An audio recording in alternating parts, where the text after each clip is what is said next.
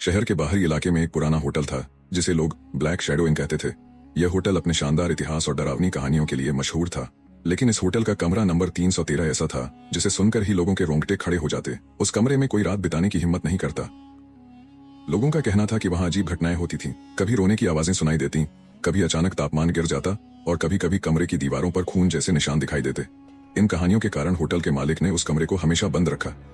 लेकिन अफवाहें यह भी थीं कि जो कोई उस कमरे में रात गुजारता वह या तो पागल हो जाता या फिर गायब हो जाता। एक दिन आदित्य नाम का एक पत्रकार, जो रहस्यमयी कहानियों में दिलचस्पी रखता था, उस होटल में आया। उसने 313 नंबर के कमरे के बारे में सुना और वहां रात बिताने का फैसला किया। होटल का स्टाफ उसे रोकने की कोशिश करता रहा, लेकिन आदित्य ने किसी की बात नहीं सुनी। उसके लिए यह एक बड़ा स्कूप था।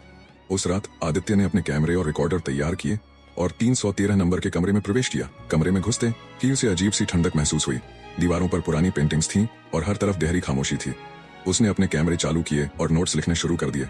आधी रात को आदित्य को अचानक ऐसा लगा जैसे कोई उसके कंधे पर हाथ रख रहा हो, लेकिन जब उसने पीछे देखा तो वहां कोई नहीं था।